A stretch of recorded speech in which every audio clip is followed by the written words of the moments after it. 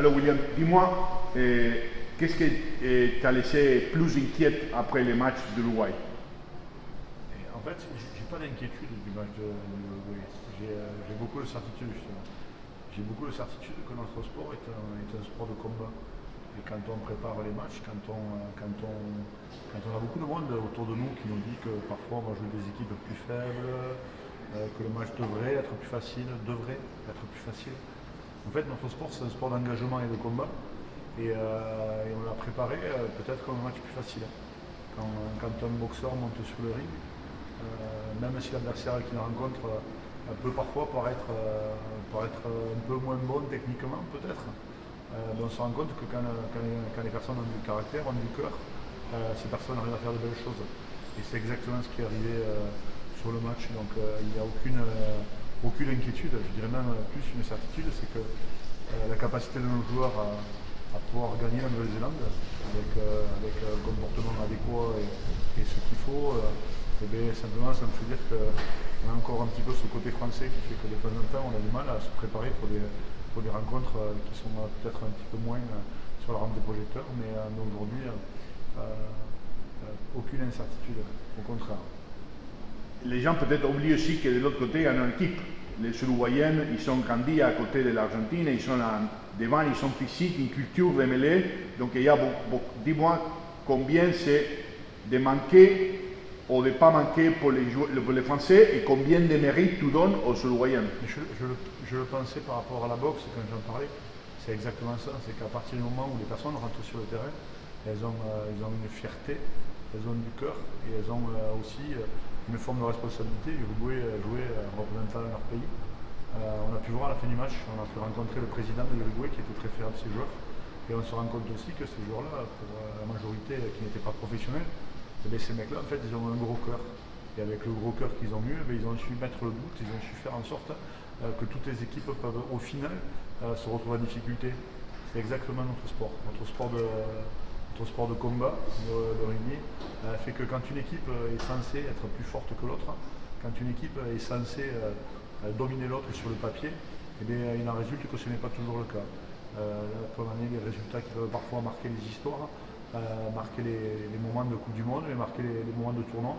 Et aujourd'hui, l'Uruguay, l'équipe de France a gagné largement, mais l'Uruguay a marqué aujourd'hui cette Coupe du Monde en montrant que les hommes restent des hommes et qu'à partir du moment où le combat rentrait en jeu, les choses pouvaient arriver. Et je les félicite énormément pour cela. Et ça a été, je pense que c'est une chose magnifique pour nous. Une chose magnifique parce qu'elle va nous permettre de mieux préparer le match qui nous attend et de mieux préparer encore les matchs qui nous attendent, puisqu'on espère qu'il en reste beaucoup, le plus possible pour que notre équipe aille le plus loin possible. Ça manquait de respect à Namibia et ils ont pris des sacrées défaites. Pour eux, quelle espèce de défi c'est pour vous, et pour toi comme entraîneur de la mêlée, des avants, un pays qui a grandi côte à côte avec l'Afrique du Sud, que pour l'instant ça n'a pas bien marché. Et on espère, quelle équipe on espère, on revient sur les titulaires qu'on appelle. Mais on sait que la Namibie est une nation de rugby émergente, mais c'est une nation de rugby qui a du cœur, avec des hommes qui sont valeureux. Et même si effectivement ils ont perdu contre des grandes nations, quand même, il ne faut pas l'oublier. Ils ont perdu contre des grandes nations, mais c'est une équipe qui a du cœur et c'est une équipe qui donnera tout ce qu'elle a. Après, au-delà de la Namibie, nous, par rapport à l'équipe, il n'y a pas beaucoup de choses à dire. Notre match de la Namibie sera un moment de passage, un moment de construction pour notre équipe. Et comme je le disais avant l'Uruguay, on a fait en sorte de mettre les joueurs pour essayer de les avoir le plus performants possible, dans le meilleur état de forme possible pour les matchs à venir. Pour les matchs qui vont être les matchs à Couperé, les matchs les plus importants. Et le match de la Namibie est un de ces matchs-là où on essaie encore de construire notre groupe. Et pour construire notre groupe, on a besoin d'homogénéité, on a besoin de cohésion. Et effectivement, il y aura une belle équipe face à la Namibie. Quelle importance c'est la mêlée? C'est les 7 pistes, c'est la touche et la mêlée pour commencer à dominer devant une équipe qui va aller chercher l'histoire contre vous. Mais c'est toujours la même chose. On a toujours besoin. La mêlée est la seule épreuve de combat collectif organisé au monde. C'est la seule. La mêlée, il n'y a que dans le rugby où on peut retrouver une telle compétition et une telle étape organisée de combat collectif. Et en fait, on le dit souvent, ça devient banal de le dire, mais c'est souvent le baromètre mental d'une équipe. On a pu voir sur les rencontres le Fidji contre l'Australie qui a mis un petit peu son jeu en place autour de ça, autour du 7 pièces, comme vous le dites. Et c'est exactement ce qu'il en sera sur le match de ce week-end.